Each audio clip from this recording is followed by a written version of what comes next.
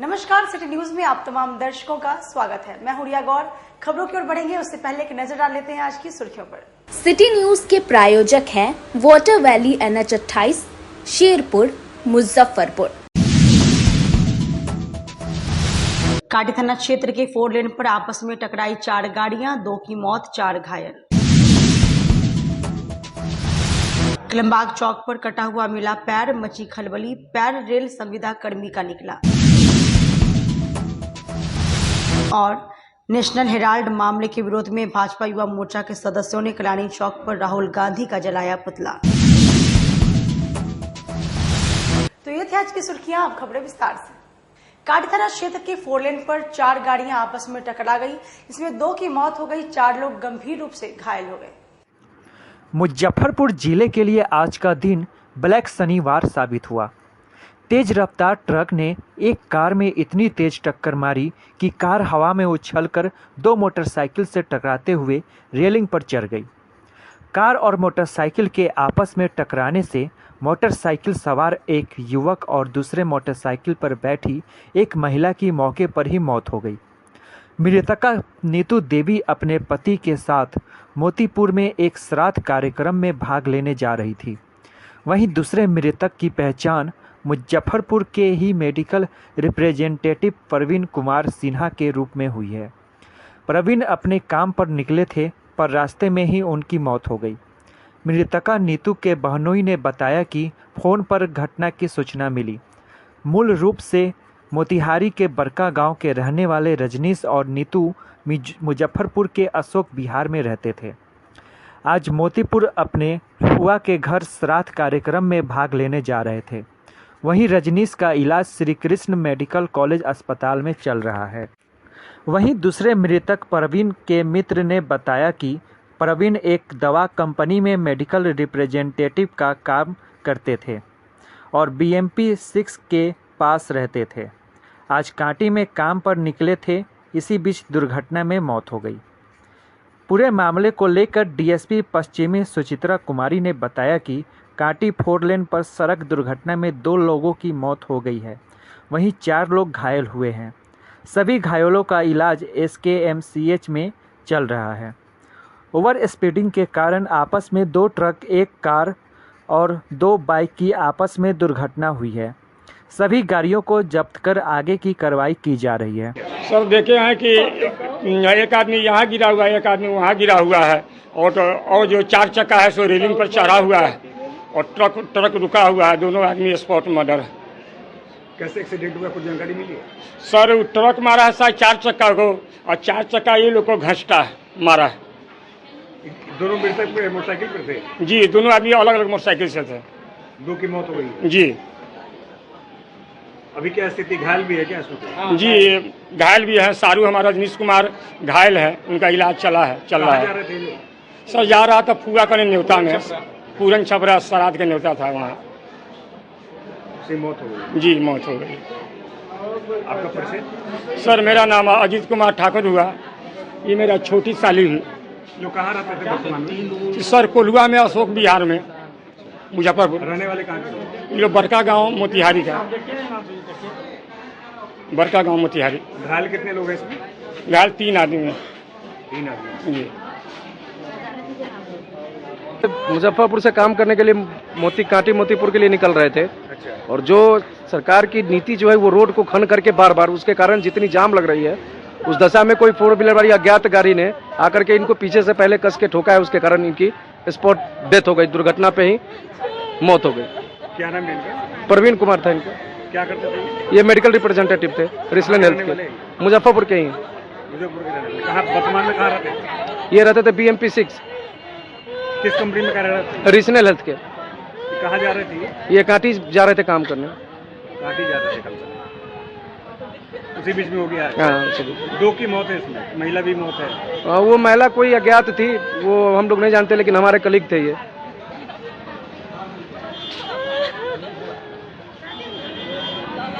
Spot death है। अभी तक फिलहाल यही जानकारी है। अच्छा। मेडिकल में चला गया है। कौन सा जगह हुआ? ये कांटी ओवर ब्रिज पर है। अच्छा, कहाँ के लोग हैं, पता चला है? पता अभी नहीं चला। कई लोग घायल हैं, मरने की सूचना है।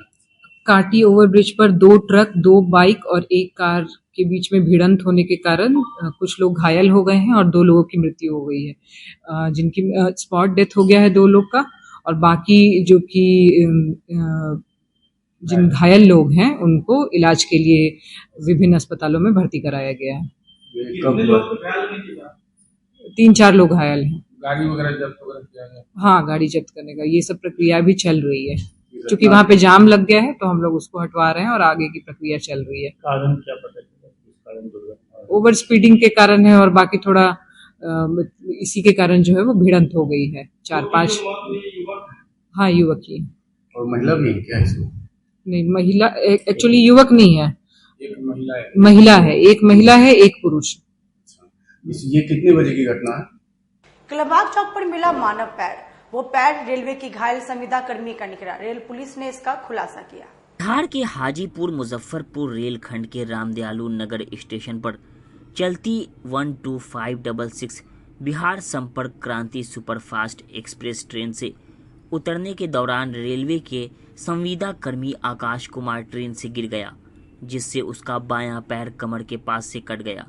घटना की सूचना मिलने पर रेल पुलिस मुजफ्फरपुर की पुलिस आनन फानन में मौके पर पहुंचकर जख्मी को ठेला पर लादकर सदर अस्पताल ले गए, जहां से उसे SKMCH फिर वहां से उसे पटना स्थित PMCH रेफर कर दिया गया। अस्पताल ले जाते वक्त शहर के कलमबाग चौक पर घायल का कटा पैर सड़क पर गिर गया। बीच सड़क पर जब सुबह में स्थानीय लोगों ने इंसान का कटा पैर देखा तो खलबली मच गई। अस्पताल ले जाने के दौरान उसका कटा हुआ पैर कलमबाग चौक के पास गिर गया, जिसके बाद कलमबाग चौक पर अफरा तफरी मच गई। स्थानीय लोगों की भीड़ जुट गई। सुबह 10:30 बजे तक बीच सड़क पर कटा हुआ पैर पड़ा रहा। स्थानीय लोगों ने उसे थर्मोकॉल के बॉक्स में ढक दिया। मौके पर पहुंचे रेल थाना मुजफ्फरपुर के थानेदार रंजीत कुमार ने इसकी पुष्टि करते हुए बताया कि जख्मी दानापुर रेल मंडल अंतर्गत पटना जंक्शन पर संविदा पर सफाई कर्मी के रूप में तैनात है। वह हाजीपुर में बिहार संपर्क क्रांति पर रामदयालु आने के लिए चढ़ा था। रामदयालु स्टेशन के पास ट्रेन के धीमा होने पर उतरने का प्रयास किया। इस दौरान वह गिरकर ट्रेन की चपेट में आकर जख्मी हो गया। फिलहाल उसके पैर को सुरक्षित तरीके से SKMCH भेज दिया गया है। SKMCH में जख्मी युवक का इलाज चल रहा है, जहां आकाश की स्थिति गंभीर बनी हुई है। वहीं पूरे मामले को लेकर जख्मी या उसके परिजन का बयान नहीं मिल सका है। मामला है कि आज सुबह सूचना मिली थी कि एक व्यक्ति का पैर कटा हुआ पैर कलमबाग चौक के आसपास मिली है। प्राप्त सूचना से अवगत कराते हुए जब सूचना प्राप्त हुई कि ये व्यक्ति की आज सुबह में रामदयालु के स्टेशन के पास पैर कटा था, जिसे स्थानीय लोगों की मदद से उसे SKMCH ले जाया जा रहा था। SKMCH ले जाने के क्रम में उस व्यक्ति का पैर कलमबाग चौक के पास गिर गया था।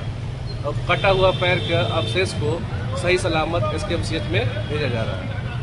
जिला प्रशासन द्वारा महिला मतदाताओं की संख्या में बढ़ोतरी को लेकर चलाए गए अभियान का असर दिखने लगा। पारू प्रखंड इसमें सबसे आगे। जिले के महिला मतदाताओं की लैंगिक अनुपात में आई भारी गिरावट के बीच जिला प्रशासन द्वारा महिला मतदाताओं की संख्या में बढ़ोतरी को लेकर चलाए गए अभियान का असर दिखने लगा है। जिला प्रशासन द्वारा शुक्रवार को जारी डाटा के अनुसार फिलहाल जो लैंगिक अनुपात पुरुषों के विरुद्ध महिला मतदाताओं की संख्या 1000 पर लगभग हो 800 था, वह बढ़कर फिलहाल 927 हो गया है।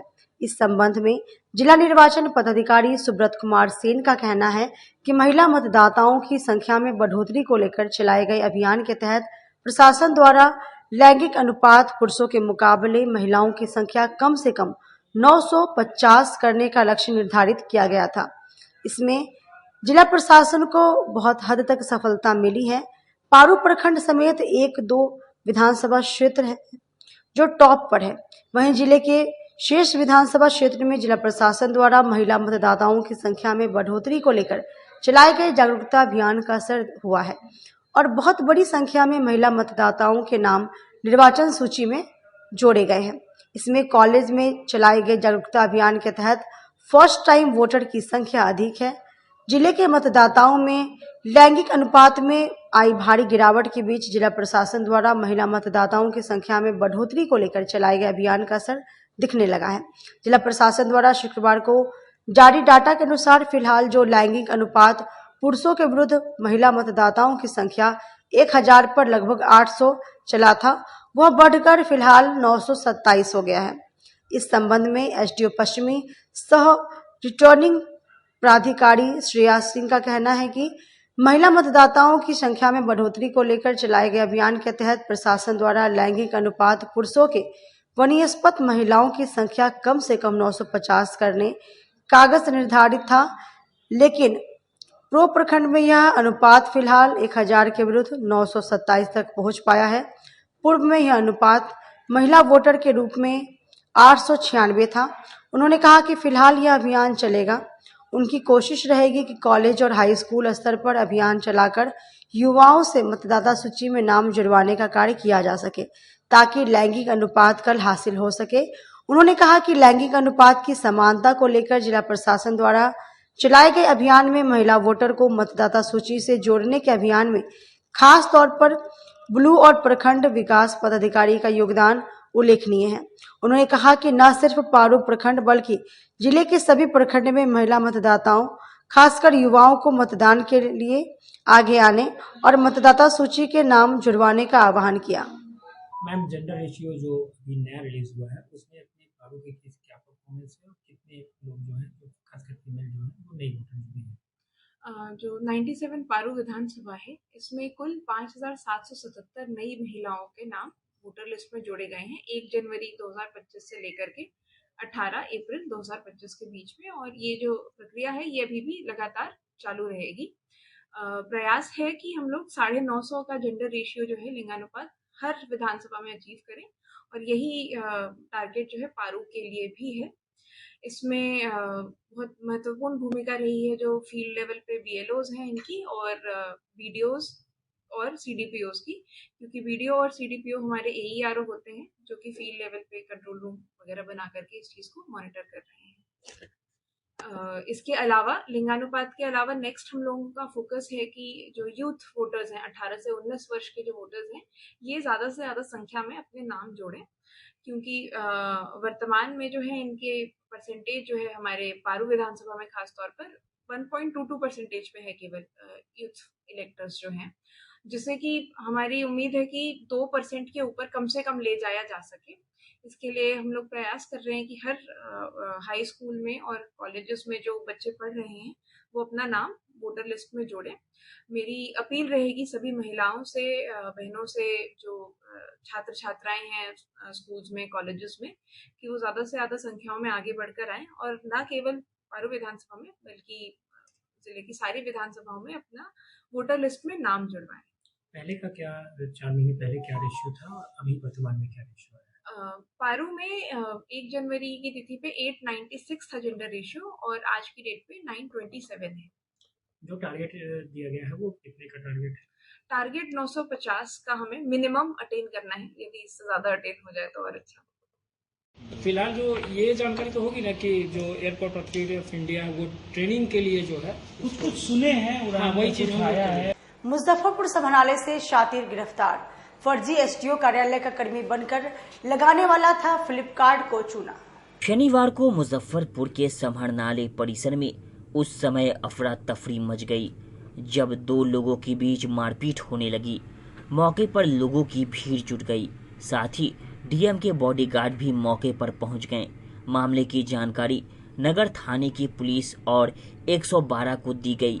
सूचना के बाद मौके पर नगर थाना की पुलिस दलबल के साथ पहुंची और मामले की जांच के बाद शातिर को साथ में नगर थाने ले गई। पूरे मामले में बताया जा रहा है कि मिठनपुरा थाना क्षेत्र के लक्ष्मी नगर कॉलोनी निवासी विनोद झा का बेटा अमित कुमार फ्लिपकार्ट से एक मोबाइल बुक किया था, जिसमें उसने पता एसडीओ ऑफिस का बताया था। मोबाइल की कीमत 34,000 रुपये थी। ऑर्डर राकेश कुमार श्रीवास्तव के नाम से किया गया था। शनिवार की दोपहर 12 बजे फ्लिपकार्ट का डिलीवरी बॉय संजय मोबाइल लेकर एसडीएम कार्यालय के समीप पहुंचा। उसके बाद उसने अमित को फोन किया। अमित बोला कि 10 मिनट में आ रहे हैं। उसके बाद अमित फिर कॉल किया और बोला कि डीडीसी कार्यालय के पास आइए। उसके बाद संजय डीडीसी कार्यालय के पास पहुंचा तो उसे डीएम ऑफिस के पीछे बुलाया, जहां अमित ने संजय से मोबाइल लेकर अपनी बाइक की डिक्की में रख लिया। उसके बाद बोला कि कुछ पैसा ऑनलाइन देगा और कुछ पैसा कैश देगा। अमित पैसा देने में देरी कर रहा था, जिस कारण संजय को शक हुआ कि अमित कुछ गलत करने वाला है। इसी बीच अमित अपनी बाइक पर बैठकर भागने लगा, जिसके बाद संजय ने खदेड़ कर उसको पकड़ लिया। दोनों के बीच मारपीट होने लगी। शोर सुनकर मौके पर पुलिस कर्मियों और लोगों की भीड़ जुट गई। मामले की जानकारी नगर थाना की पुलिस को दी गई, जिसके बाद पुलिस मौके पर पहुंची। आपको बता दें कि अमित अपनी बाइक के नंबर के ऊपर टेप लगाए हुआ था। पूछताछ के बाद नगर थाना पुलिस ने अमित को हिरासत में लेकर थाना ले गई। वहीं पूरे मामले को लेकर डिलीवरी बॉय संजय ने बताया कि राकेश कुमार श्रीवास्तव के नाम से एक ऑर्डर था, पता एसडीओ कार्यालय का दिया हुआ था। हम यहां आए, उसके बाद दिए गए मोबाइल नंबर पर कॉल किए। उसके बाद राकेश आया और मोबाइल ले लिया, लेकिन पैसा देने में देरी कर रहा था। इसी बीच वो मोबाइल लेकर भागने लगा, जिसके बाद उसको खदेड़कर पकड़ा गया। पुलिस पूछताछ में आरोपी अमित पहले अपना नाम राकेश कुमार श्रीवास्तव बता रहा था, वहीं अपना पता भी बार बार बदल कर बता रहा था, जिसके बाद मौके पर मौजूद लोगों ने उसकी पिटाई करना शुरू कर दी। तब जाकर अमित अपना सही नाम और पता बताया। मौके पर पहुंचे नगर थाना के दरोगा रामाशंकर प्रसाद राय ने बताया कि सूचना मिली कि डीएम कार्यालय के समीप एक युवक चोरी करते हुए पकड़ाया है, जिसके बाद हम लोग मौके पर आए हैं, जांच पड़ताल कर रहे हैं। आरोपी युवक को हिरासत में लेकर थाना ले जा रहे हैं।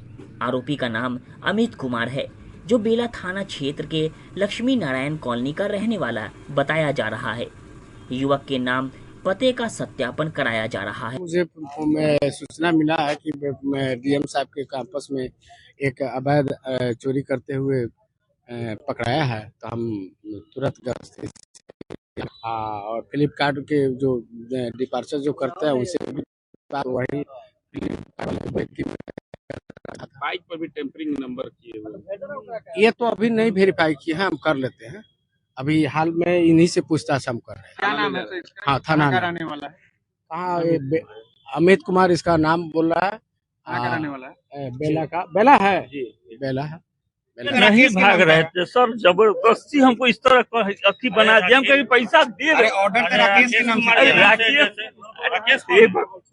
राकेश कुमार के है, सब लोग अपना ही है। इस हमको लेकिन यहाँ आता है ना सर, फर्जी कर दिया, डमी भी फोन देकर चला गया एक बार। अरे ये सब देखिए फर्जी नाम नहीं सब। उनका एक पार्सल था एसडीएम पूर्वी के नाम से एड्रेस से। हम इनको कॉल किए हैं तो हम 10 मिनट में आ रहे हैं। फिर ये हमको बुलाए हैं कि जिला सभागार के नजदीक, वहाँ हम आए हैं तो ये डीडीसी आवास के आगे बुलाए हैं। सब प्रोसेस कर दिए हैं, बोल रहे हैं कि हम कुछ कैश करेंगे कुछ ऑनलाइन करेंगे। सामान लेकर के निकलने लगे, लेकिन हम नहीं दे रहे थे। हम आ रहे हैं। ये ऑफिस में इधर ताकझाक किए हैं, हमको शक लग गया है यही 420 है।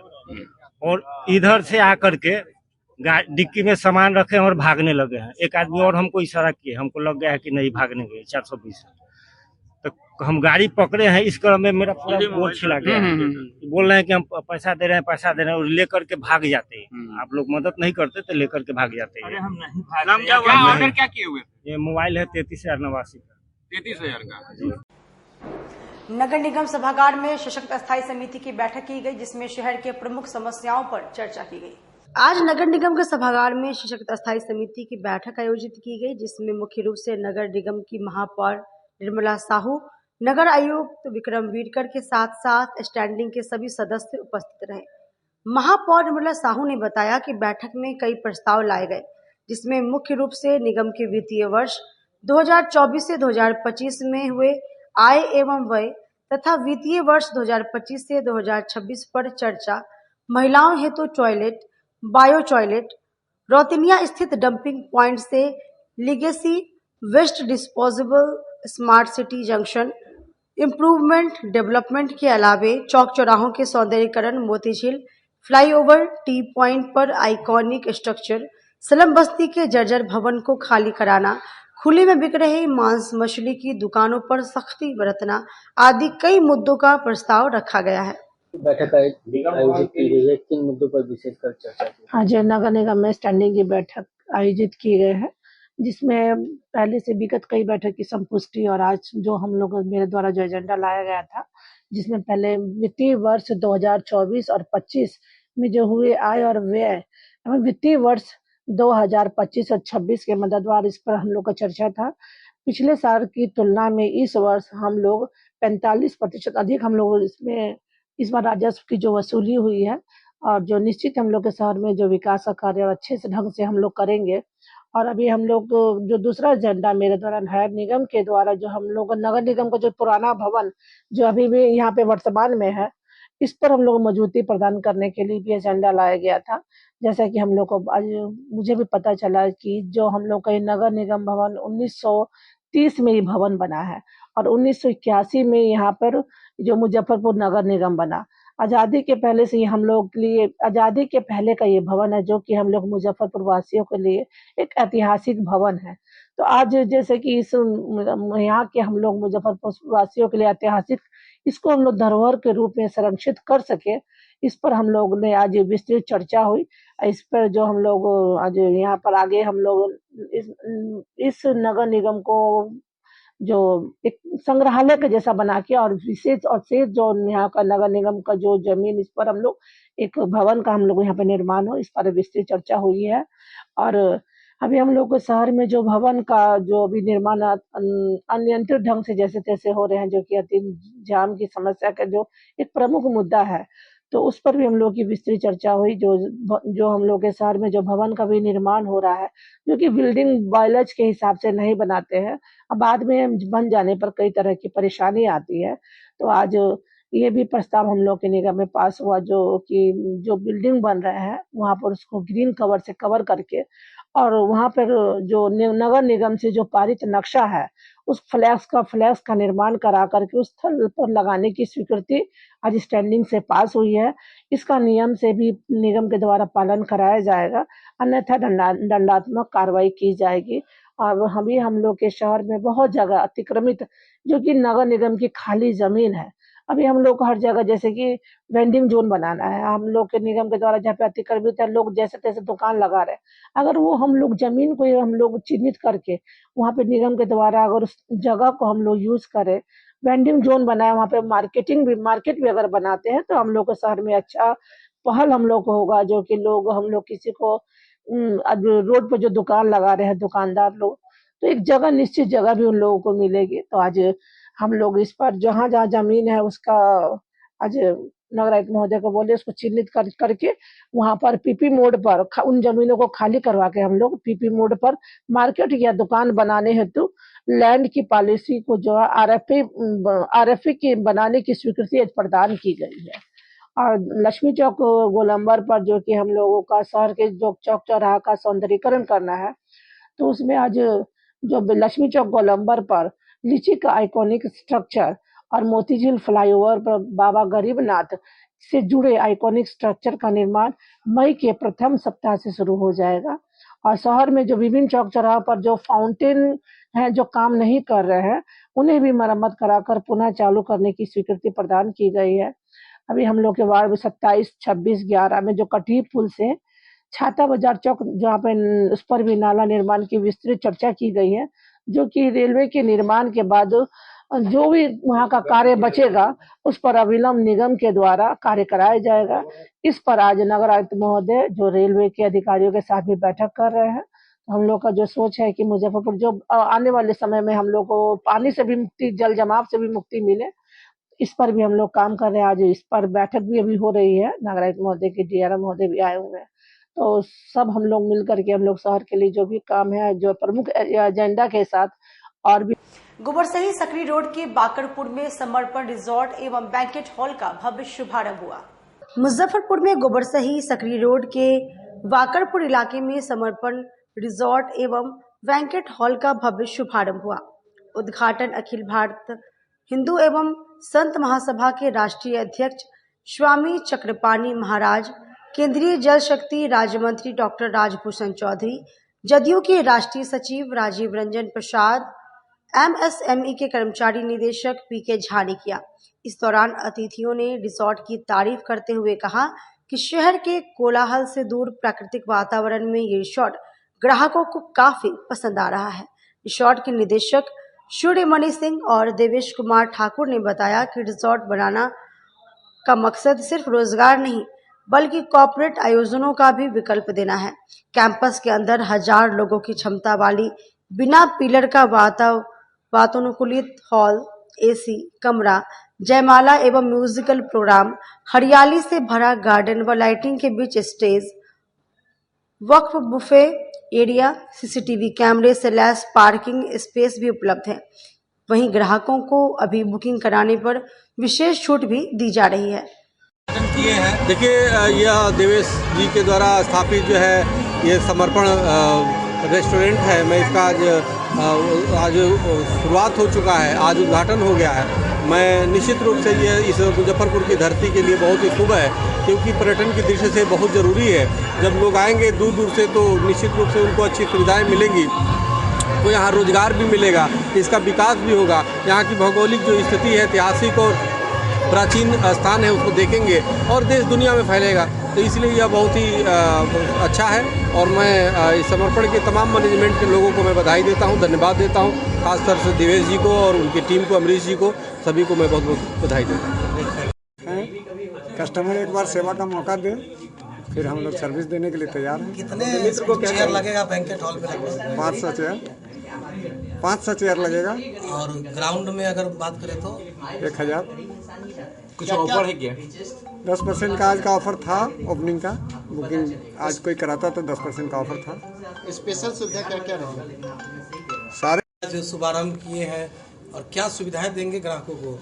ये ऐसा उत्तर बिहार में आपको इस तरह का कोई भी, ये सिर्फ हमने जो बोला भी है कि ये सिर्फ एक रिजॉर्ट नहीं है, हम एक ऐसा लिगेसी क्रिएट करना चाहते हैं कि जो भी गेस्ट यहाँ पे आए वो अपने आप को एक अद्भुत एक्सपीरियंस लेके जाए। यहाँ पे सिर्फ एक हम विवाह या हमारा मकसद ये नहीं है कि हम एक विवाह या कोई कार्यक्रम स्थापित करें, हम एक यादें बना के ले जाना चाहते हैं कि जो आए वो यादें लेके जाएं। एक सर्विस ओरिएंटेड ये हमने रिजॉर्ट खोला है और ये रिजॉर्ट अपने आप में नॉर्थ बिहार का पहला, मैं चाहता हूँ कि ये बिहार में पहला ऐसा रिजॉर्ट हो जो किसी भी 100% कस्टमर सेटिस्फैक्शन पे आधारित हो। हमारा 100% है कि हम जो भी कस्टमर से फीडबैक लेंगे और उसको इम्प्लीमेंट करेंगे और एक सिंगल कस्टमर हमारा कोई भी इधर से कोई नाराज होके ना जाए। व्यवस्थाएं क्या क्या है, क्या क्या कुछ है?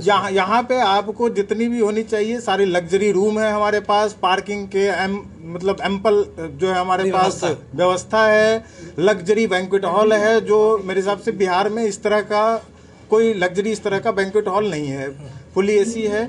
और सबसे बड़ा है कि हम इसको और भी विस्तार देने जा रहे हैं, हम इसमें 30 से 35 रूम और ऐड कर रहे हैं अगले 5-6 महीने में। उसके साथ साथ हम कितने एकड़ में ये है टोटल? ये टोटल 1.5 एकड़ में बना हुआ है और हम इसको एक्सपेंड करेंगे और 1.5 एकड़ में हम एक्सपेंड करेंगे, जिसमें हम स्विमिंग पूल, उसके बाद हम इसमें कॉन्फ्रेंस हॉल, लग्जरी रिजॉर्ट और ये बिहार का, नॉर्थ बिहार का पहला प्रेसिडेंशियल सूट होगा जो हम यहाँ पे लॉन्च करेंगे। क्या होगा? आकर्षण केंद्र क्या होगा?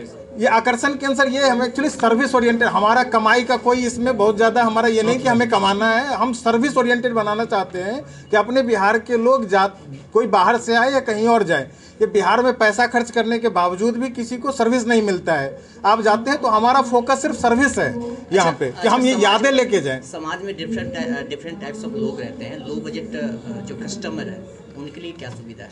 वो सब कुछ हम लोग कंसीडर करेंगे। एक बार हमने आज इनॉग्रेट हुआ है, हम सारे कस्टमर के लिए ओपन है, हमारा रिजॉर्ट सारे कस्टमर के लिए ओपन है, हम सारा कंसीडर करेंगे। मुजफ्फरपुर वासियों से सर क्या अपील करेंगे?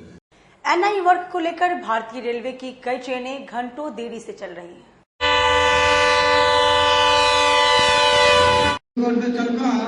चंडीगढ़ में जाएगी, 2 नंबर प्लेटफॉर्म पे आ रही है।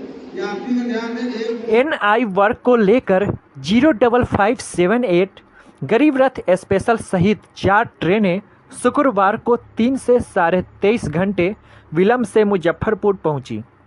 बताया जाता है कि आनंद विहार सहरसा गरीब रथ स्पेशल गुरुवार रात 2:50 के बदले शुक्रवार की देर रात 1:30 बजे मुजफ्फरपुर पहुंची। वहीं 04406 दरभंगा समर स्पेशल 5 घंटे 7 मिनट की देरी, 02564 नई दिल्ली बरौनी स्पेशल ट्रेन 3 घंटे 2 मिनट और 05558 LTT रक्सौल स्पेशल 13 घंटे 27 मिनट विलंब से मुजफ्फरपुर आई। वहीं आज की ट्रेनों के विलंब होने की बात करें तो 11023 बरौनी ग्वालियर एक्सप्रेस 2 घंटे, 02546 बरौनी कोलोन एक्सप्रेस 2.5 घंटे, 15028 मौर्य एक्सप्रेस 1 घंटे, 04652 जयनगर कोलोन स्पेशल 5 घंटे, 12554 वैशाली सुपरफास्ट एक्सप्रेस 1 घंटे, 12562 स्वतंत्रता सेनानी 2 घंटे, 14673 शहीद एक्सप्रेस 5 घंटे की देरी से चल। भाजपा के युवा मोर्चा के सदस्यों ने नेशनल हेराल्ड मामले के विरोध में कल्याणी चौक पर राहुल गांधी का पुतला जलाया। भारतीय जनता पार्टी युवा मोर्चा के सदस्यों ने नेशनल हेराल्ड मामले में ईडी द्वारा सोनिया गांधी और राहुल गांधी पर चार्जशीट दाखिल करने के बाद कांग्रेस कार्यकर्ताओं द्वारा ईडी के दफ्तर तोड़फोड़ किए जाने के विरोध में कल्याणी चौक पर राहुल गांधी का पुतला जलाया। युवा मोर्चा के साथ भाजपा के दोनों जिलाध्यक्ष मौजूद रहे। पुतला दहन के दौरान कार्यकर्ताओं ने सोनिया गांधी और राहुल गांधी मुर्दाबाद के नारे लगाए। पूर्वी जिलाध्यक्ष विवेक कुमार ने कहा कि जिस तरह से कांग्रेस की कार्यकर्ता ईडी के कार्यालय में तोड़फोड़ की और राष्ट्रीय चिन्ह को काली पोत दी। राहुल गांधी और सोनिया गांधी जिन्होंने नेशनल हेराल्ड के मामले में देश की जनता की संपत्ति को नाजायज ढंग से और अपने अधिकार में लेकर उसको बेचना और उसका कमर्शियल करने का जो काम किया है, और अभी सीबीआई और आपको के ऑफिस में जाकर उनके लोगों ने हमारा जो नेशनल चिन्ह है उसको है सो कालीकरण करने का काम किया है। इस देश की गौरव गरिमा को उन्होंने भंग करने का काम किया है। निश्चित तौर पर उनको जल्द से जल्द गिरफ्तार होना चाहिए। उसी गिरफ्तारी के लिए पूरे देश में आज युवा मोर्चा के लोगों ने, भारत रत्न जी यहाँ युवा मोर्चा के जिला अध्यक्ष हैं और हरिमोहन जी हमारे पश्चिमी के जिला अध्यक्ष हैं, और इन सभी लोगों के सामने, हमारे सभी साथियों के सामने आज है तो हम लोगों ने इसका विरोध जताया है। कल्याणी चौक जो हृदय स्थली है मुजफ्फरपुर की, इस हृदय स्थली पर हम लोगों ने विरोध किया है और मांग की है कि जल्द से जल्द इन लोगों की गिरफ्तारी होनी चाहिए। जी, आज भारतीय जनता युवा मोर्चा मुजफ्फरपुर के द्वारा ये राहुल गांधी और सोनिया गांधी का पुतला दहन का कार्यक्रम किया गया था। आज जो है नेशनल हेराल्ड के केस में जिस तरह से इन पर चार्जशीट हुआ है और हमारी पार्टी इनके इस्तीफा की मांग कर रही है, और जिस तरह से ये केस 2010 से ही चल रहा है, जबकि मनमोहन सिंह जी का सरकार था देश में, और अभी जो है आरोप गठित हुआ है, इनको नैतिकता के तौर पर अपने लोकसभा सदस्यता से इस्तीफा देना चाहिए। अगर इस्तीफा नहीं देते हैं तब तक ये विरोध प्रदर्शन जो है पूरे देश में भाजपा युवा मोर्चा भाजपा की तरफ से ये जो है करने का हम लोग काम करेंगे। देखिए, नेशनल हेराल्ड केस में जिस प्रकार से राहुल गांधी और सोनिया गांधी की संलिप्तता पाई गई और जिस प्रकार से कोर्ट ने उनको सजा दिया, उसके बाद भी उनके कार्यकर्ताओं ने देश भर में जो अराजकता फैलाने का काम किया। ईडी प्रवर्तन निदेशालय जो स्वायत्त इकाई है, स्वतंत्र इकाई, उसके दफ्तर में जाके हंगामा करना, अश्लील टिप्पणियां करना, यहाँ तक कि नेम प्लेट में कालिख पोतना। लोकतंत्र में सभी को अधिकार है विरोध प्रदर्शन का, लेकिन इस प्रकार से दुर्व्यवहार जो किया है उसके विरुद्ध भारतीय जनता युवा मोर्चा ने पूरे बिहार भर में आज राहुल गांधी और सोनिया गांधी का पुतला दहन का आयोजन किया है। अगर मैं कहना चाहता हूं आपके माध्यम से कि अगर देश में संबंधित जो भी कानून बनते हैं, आज वक्फ संशोधन बना तो उसके खिलाफ आप सुप्रीम कोर्ट में गए, अन्य जो देश हित में कानून बनते हैं उसके खिलाफ आप सुप्रीम कोर्ट में जाते हैं। अगर आपको लगता है कि नेशनल हेराल्ड केस में आप दोषी नहीं है तो जाए सुप्रीम कोर्ट, कौन रोका है? तो ये लोग देश की जनता को गुमराह करने के लिए, देश की जनता को भटकाने के लिए चाहे कितना भी षड्यंत्र रच ले, इनके पाप का घड़ा बढ़ गया है। और कांग्रेस जो एक भ्रष्टाचार का आज के रूप में पूरे विश्व में प्रतीक बन चुकी है, उसको लोगों ने बखूबी चाल लिया। वक्त हो चला एक छोटे से ब्रेक का, लेते हैं छोटा सा ब्रेक। तब तक आप बने रहिए हमारे साथ, देखते रहिए सिटी न्यूज मुजफ्फरपुर।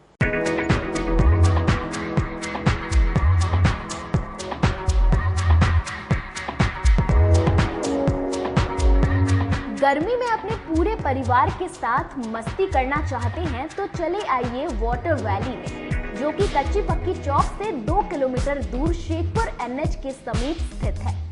शहर के लोग यहाँ मोटरसाइकिल और कार से काफी आसानी से पहुँच सकते हैं। यहाँ आप अपने परिवार के साथ फुल मस्ती कर सकते हैं।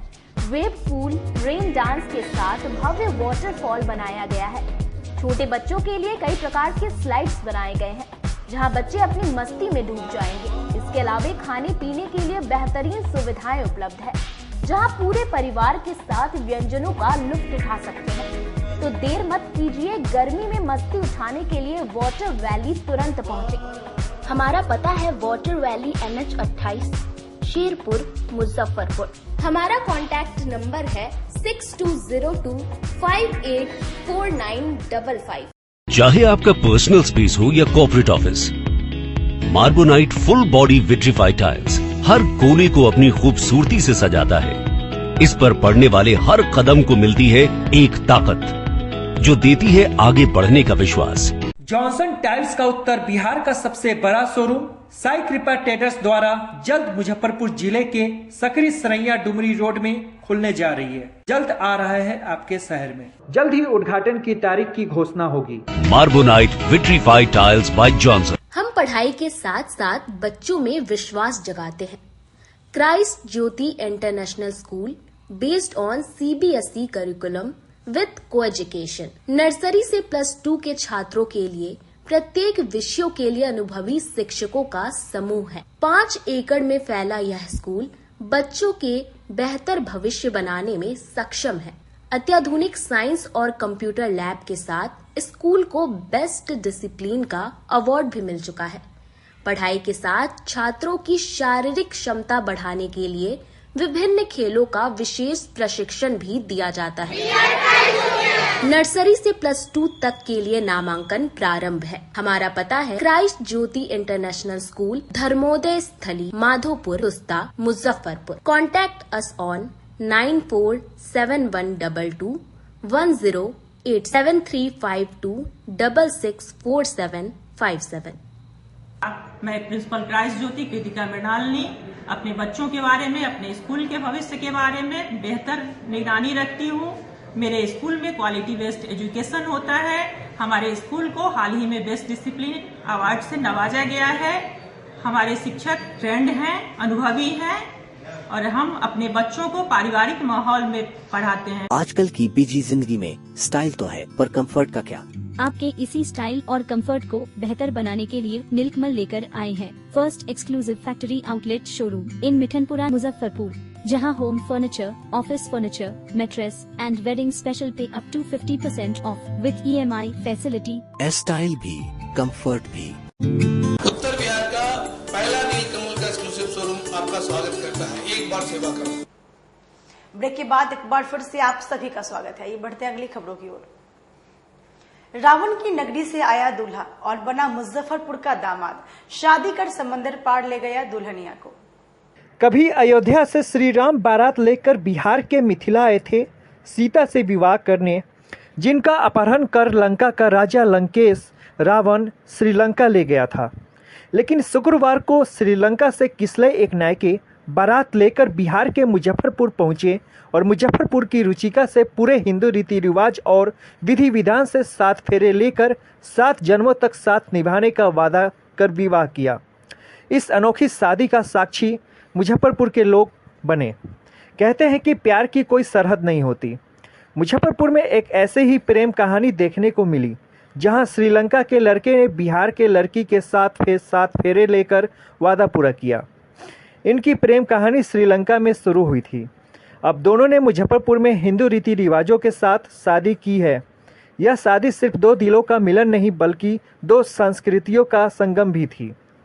श्रीलंका के कोलंबो के रहने वाले व्यवसायी अरुण एकनायके और देविका एकनायके के बेटा किसलय एकनायके और मुजफ्फरपुर के गनीपुर मोहल्ले के हिमांशु किशोर और अपर्णा किशोर की बेटी रुचिका किशोर की प्रेम कहानी अनूठी है। रुचिका ने बताया कि वर्ष 2019 में किसलय से कोलंबो यूनिवर्सिटी में पढ़ाई के दौरान मुलाकात हुई थी। ये वह जगह था जहां दोनों अलग अलग पढ़ाई करते थे। देखते ही देखते दोनों की आंखें चार हुई और प्यार हो गया। अपने जज्बातों को बयां करने में 1 वर्ष का समय लगा। हिम्मत करके जब दिल की बात किसलय ने रुचिका के सामने रखी तो उसने प्यार को इज्जत दी और शादी करने को तैयार हो गई। इसके बाद रुचिका के सामने समस्या थी कि अपने परिवार वालों को ये बात कैसे बताए और शादी के लिए मनाया जाए। इस पर रुचिका ने अपने चाचा देवांशु किशोर की मदद ली और उनकी मदद से परिवार वाले मान गए। अब किसलय ने रुचिका से मुजफ्फरपुर में हिंदू रीति रिवाज के साथ शादी कर ली है। इस शादी से दोनों काफ़ी खुश हैं। श्रीलंकाई दूल्हे ने कहा कि इस शादी से काफ़ी खुश हूँ। भारत की संस्कृति, खासकर बिहार की संस्कृति से खुशी मिलती है। भारतीय संस्कृति इतनी प्यारी है कि उसे शब्दों से बयां करना मुश्किल है। वहीं किसलय के पिता अरुण एकनायके का कहना है वह तो कि भारतीय रीति रिवाज की फैन हो चुके हैं। अरुण एकनायके ने कहा कि भारत में बिहार आकर बहुत अच्छा लग रहा है। इस शादी से काफ़ी खुश हूँ। यहाँ के लोग बहुत अच्छे हैं। हम लोग जमकर इस शादी में एंजॉय कर रहे हैं। वहीं दुल्हन रुचिका का कहना है कि उसका सपना आज सच हो गया है। वह काफ़ी खुश है। इस शादी में लड़के पक्ष से 6 लोग ही शामिल हुए हैं, जिसमें दुल्हा किसलय, उनकी मां देविका, पिता अरुण, 2 बहनें और कुछ दोस्त शामिल हैं। इस सभी ने बारात में भारतीय और भोजपुरी गीतों पर जमकर ठुमके लगाए और पूरे रीति रिवाज के साथ वैवाहिक कार्यक्रम में भाग लिया।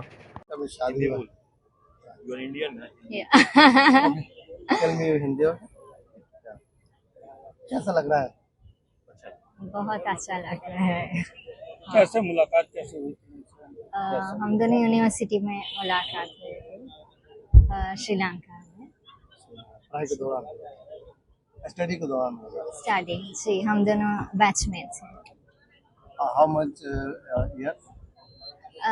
You meet with her? Nearly 5 years now. Okay, what's your name? My name is Ruchika Kishore. You're from? I'm from Muzaffarpur. Get married from Sri Lanka to India. Ask us again, please. How did you? How did you decide your son marriage to India? Yeah. So when we initially heard this, so we have a doubt. But now when we know the people and we know the full family backgrounds here, so we are very happy now. How can you feel from Bihar? You came to Bihar marriage. How you feel? Yeah, very, very friendly. People are very friendly and they are very helpful. And we have a language barrier is there, but we didn't feel anything because it's like almost we are in this same our country, like it's a hometown. Like now it's a hometown. Yeah, here for like 5 days now. It's almost like hometown. Everyone is helping. Everyone is if we have any issue, helping. Whether we know them or not, they are helping. What is the cultural differences between Sri Lankan marriage and the Indian marriage? Yeah, Indian marriage, of course, it's like it's a cultural thing, and so it's like a 3-4 days event. Whereas in Sri Lanka, the cultural part is like before marriage there are certain rituals are there, but with the marriage adapting, it's like a 2-hour rituals only. Then after that marriage goes on, it's a 1-day affair basically. Then when the groom is going to his house, the homecoming, there's another function there, but no rituals actually. It's like a handover bride to groom's family. Basically that's all, like there's no rituals. हमारी बेटी की शादी है, भतीजी की शादी है और हमारी भतीजी श्रीलंका में रहती है और पूरे परिवार का इच्छा था कि भारत के हिंदू रीति रिवाज जो होता है भारत में वैसे हमारी बेटी की शादी हो, इसलिए हम लोग बिहार में हिंदू रीति रिवाज से श्रीलंका के लड़का लोग श्रीलंका वाले हैं, वो हिंदू रीति रिवाज से शादी कर रहे हैं। तो पूरा सब लड़का के फादर मदर सब लोग आए हुए हैं। सब शुरू से श्रीलंका में हुई। श्रीलंका प्राइवेट सर्विस वही करता था। हम लोग काम है दोनों संस्कृति जोड़ने का काम, भारत श्रीलंका मैत्री संघ पूरा वहाँ के भी काफी संख्या में बराती आए जी हाँ, बहुत 2 दर्जन से ऊपर परिवार काफी खुश है। पूरी जी। पश्चिम बंगाल में हुई घटना को लेकर विश्व हिंदू परिषद के नगर अध्यक्ष ने जिलाधिकारी से मुलाकात कर अपना ज्ञापन सौंपा। विश्व हिंदू परिषद के नगरीय अध्यक्ष रमेश कुमार केजरीवाल ने जिलाधिकारी को ज्ञापन सौंपकर पश्चिम बंगाल के मुर्शिदाबाद में हिंदुओं के खिलाफ हो रहे अत्याचार के खिलाफ ज्ञापन सौंपा, जिसमें जिलाधिकारी के माध्यम से मांग की गई है कि केंद्र सरकार पश्चिम बंगाल में राष्ट्रपति शासन लागू करे ताकि हिंदुओं की रक्षा हो सके। हम लोग हिंदुओं पर हो रहे अत्याचार के खिलाफ आवाज़ उठा रहे हैं। अगर अभी आवाज़ को बुलंद नहीं किया गया तो वहाँ के पूरे हिंदू खतरे में हो जाएंगे। वक्फ संशोधन बिल के विरोध के नाम पर पूरे पश्चिम बंगाल में आगजनी की जा रही है। इसे किसी भी कीमत पर बर्दाश्त नहीं किया जाएगा। जो बंगाल में अभी पश्चिम बंगाल में जो ममता बनर्जी के द्वारा हिंदुओं पर जो अत्याचार हो रहा है और वहाँ पर केवल वक्फ बोर्ड के नाम पर वहाँ पर सभी हिंदुओं के ऊपर को निर्वासित करने की कोशिश की जा रही है। इसी के लिए हम लोगों ने एक ज्ञापन दिया है कि इसमें अब उस जगह पर राष्ट्रपति शासन लागू करने की जरूरत है और राष्ट्रपति शासन करने के बाद ही हम हिंदू बचेंगे और नहीं तो वहाँ नहीं बचेंगे। इस परिस्थिति में हम लोगों ने ये डीएम को ज्ञापन दिया है कि इसके स्तर पर केंद्रीय स्तर पर इसको भेजा जाए और वहाँ पे भेज करके हम लोगों की बातों को वहाँ रखा जाए। बरियारपुर थाना क्षेत्र के परचामा गांव निवासी मंजू देवी ने अपनी जमीन को बचाने को लेकर जिलाधिकारी को ज्ञापन सौंपा। मुजफ्फरपुर जिले के बरियारपुर थाना क्षेत्र के नई परचामा गांव निवासी मंजू देवी ने अपने गांव के लोगों पर जबरन जमीन कब्जा करने का आरोप लगाया है। उन्होंने कहा है कि वह अपनी जमीन पर खेती करती हैं, लेकिन फसल ग्रामीण लूट लेते हैं। उनके पति और बेटे की मौत हो चुकी है, इसलिए उनके पूरे संपत्ति को ग्रामीण कब्जा करना चाहते हैं। जब वह इसका विरोध करती हैं तो उनसे और उनके भाई के साथ ग्रामीण मारपीट करते हैं। इसे लेकर उन्होंने कई बार थाने में शिकायत की, लेकिन उनकी कोई सुनवाई नहीं हो रही है, इसलिए उन्होंने कोर्ट की शरण ली है। सर मतलब जो हमको जमीन है गांव वाले से दखल कर लिया है। हम बोले हैं सर गहूम लूट लिया 5 लाख का। अब बोले हैं तो सब मतलब अंग भंग के मार दिया है। किसको मारा है? मेरा हमको भी मारा है, हमको भाई के भी मारा है, भैया को। कौन मारा है? मोहन सिंह, बैजू सिंह, गंगा सिंह, लौकी और धीरज। कई लोग मिलकर मारा? 6 आदमी। लोग कौन है? गांव का है। क्या लफड़ा है आपका? क्या जमीन का है। कितना जमीन है आपके पास? 7 बीघा 6 बीघा। 6 बीघा जी। वही जमीन के कब्जा करने के लिए आपको मरता है? हाँ, जमीन के कब्जा करते के लिए मतलब सारा जमीन बोलता है कि चलो तुम लिखो। हम बोलते हैं नहीं लिखेंगे, इसीलिए मारता है। क्या नाम हुआ आपका? मंजू देवी। घर कहाँ? परचामा। नहीं। धर्मशाला चौक पर आयोजित चाय पर चर्चा कार्यक्रम के दौरान डॉक्टर गौरव वर्मा ने शहर की समस्याओं को लेकर आम लोगों से संवाद किया। मुजफ्फरपुर के इस्लामपुर रोड स्थित चाय पर चर्चा कार्यक्रम का आयोजन किया गया। इस अवसर पर मौजूद डॉक्टर गौरव वर्मा ने कहा कि यह चाय पर चर्चा का 14वां संस्करण है। इसमें हम लोगों ने मुजफ्फरपुर की मूलभूत समस्याओं पर चर्चा की है, जिसमें विशेष रूप से शिक्षा, स्वास्थ्य और सुरक्षा पर हमारा जोर रहेगा। अगर मैं जनप्रतिनिधि के रूप में चुना जाता हूं, तो मेरे लिए यह 3 प्रमुखता होगी। वहीं अगर मैं यह सब काम करने में सफल नहीं रहा तो इस्तीफा दे दूंगा। उन्होंने स्पष्ट किया है कि वह किसी पार्टी के उम्मीदवार नहीं, बल्कि जनता के उम्मीदवार बनकर मैदान में आएंगे। देखिए, चाय पे चर्चा का 14वां संस्करण आज मुजफ्फरपुर में इस्लामपुर में यहाँ पे संतोषी माता के मंदिर के पास आयोजन किया गया और उद्देश्य हर गली मोहल्ले में मैं जा रहा हूँ, वहाँ के प्रॉब्लम्स देख रहा हूँ, वहाँ पे प्रॉब्लम्स वहाँ के लोगों से मिल रहा हूँ कि क्या क्या प्रॉब्लम्स है और क्या उसका सोल्यूशन किया जा सकता है। उसी संदर्भ में आज 14वें संस्करण में यहाँ पे मैं इस्लामपुर में इस धरती पर मेरा आगमन हुआ और मैं यहाँ के लोगों से के बीच मेरा संवाद हुआ। काफी लोग कयास लगा बैठे हैं ताकि डॉक्टर गौरव वर्मा किस पार्टी से? मैं मुजफ्फरपुर की जनता की तरफ से आ रहा हूँ, पार्टी का मुझे नहीं पता। आज क्या कुछ चर्चा की है लोगों के बीच में? लोगों के बीच मैंने अपने भाई बेसिक मैंने हर मन से मैं यही बोलता हूँ कि मैं जो बोलूँगा वो करूँगा, नहीं करूँगा तो इस्तीफा दे दूँगा। मैंने आज भी वही बोला है कि शिक्षा, स्वास्थ्य, सुरक्षा जो बेसिक प्रॉब्लम है उसी पे फोकस करना है मुझे, उसी पे मैं काम करके दिखाऊँगा। लोग कहते हैं कि वादा करते हैं वोट लेने से पहले, लेकिन वोट लेते ही मेरी लड़ाई तो इसी सिस्टम के खिलाफ है ना कि वादा करते हैं वोट देने से पहले लोग भूल जाते हैं। मैं भी एक कॉमन आदमी हूँ और मेरी लड़ाई इसी के खिलाफ है कि आप जो बोलिए वो करके दिखाइए। इस सिस्टम को किस तरह से देखते हैं आप? जो सिस्टम चल रहा है वर्तमान में, उसको किस तरह से देखते हैं? एक ही लाइन है, बहुत झोल झाल है भाई। काटी थाना हाजत में शिवम झा की हुई मौत के मामले को लेकर राष्ट्रीय मानवाधिकार आयोग का रुख काफी सख्त है। जिले के काटी थाना हाजत में शिवम झा नामक युवक की हुई मौत का मामला मुजफ्फरपुर पुलिस के लिए गले की हड्डी बन चुका है। कारण कि पूरे मामले को लेकर राष्ट्रीय मानवाधिकार आयोग का रुख काफ़ी सख्त है।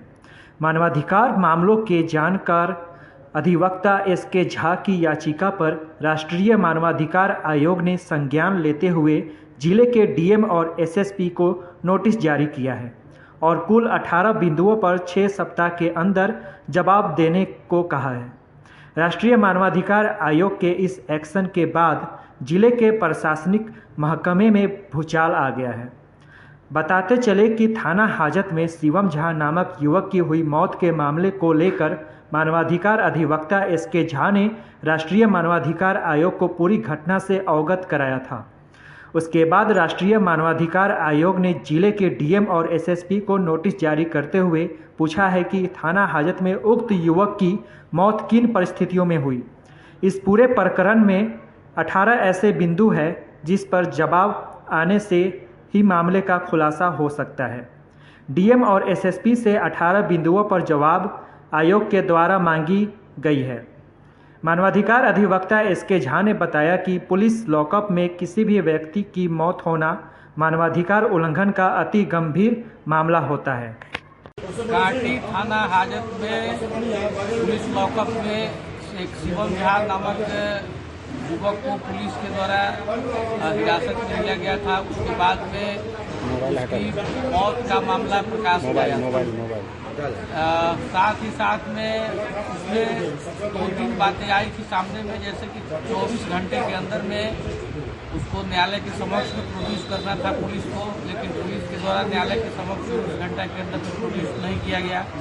साथ ही साथ कस्टडी के अंदर में मौत होना, यह ह्यूमन राइट्स के वायोलेशन का बहुत ही बड़ा यह मामला होता है। और मानवाधिकार संरक्षण अधिनियम 1993 में और यूपीएचआर 1948 में प्रावधान है जो कस्टडियल डेथ है वह वायोलेशन के सबसे ही ऊपर का कैटेगरी का माना जाता है।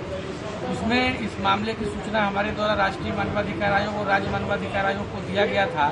उसके बाद राज्य मानवाधिकार आयोग ने अपने तरफ से इंक्वायरी शुरू कर दिया और अब राष्ट्रीय मानवाधिकार आयोग नई दिल्ली के द्वारा मुजफ्फरपुर के डिस्ट्रिक्ट मजिस्ट्रेट और एसएसपी से 18 बिंदुओं पर जवाब तलब किया गया है और वे 18 ऐसे महत्वपूर्ण बिंदु हैं जिनका जवाब एसएसपी मुजफ्फरपुर और डिस्ट्रिक्ट मजिस्ट्रेट मुजफ्फरपुर के द्वारा अगर दिया जाता है तो उसी से उक्त जो युवक है उसके मृत्यु कब, कैसे और क्यों हुई इसकी पूरी ट्रांसपेरेंसी सामने आ जाएगी। इसमें एफएसएल रिपोर्ट से लेकर के तीसरा रिपोर्ट वगैरह जितने भी प्रकार की जांच होती है उस सारे चीज़ों का डिमांड माननीय आयोग के द्वारा किया जा रहा है।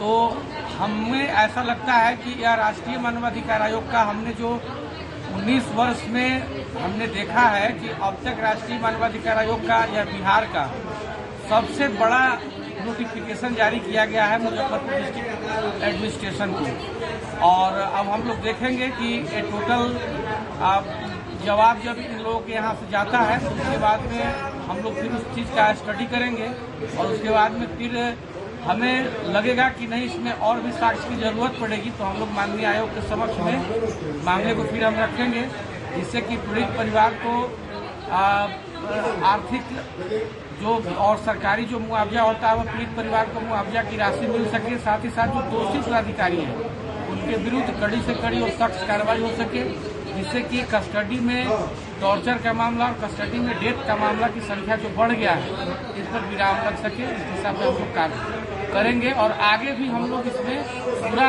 देख रहे हैं इस पूरे मामले को और उसके बाद फिर हम लोग आयोग को फिर सूचित करेंगे। खबरों में बस इतना ही। कल फिर मिलेंगे शहर की तमाम खबरों के साथ। तब तक आप मुझे और मेरी पूरी न्यूज़ टीम को दीजिए इजाजत। नमस्कार।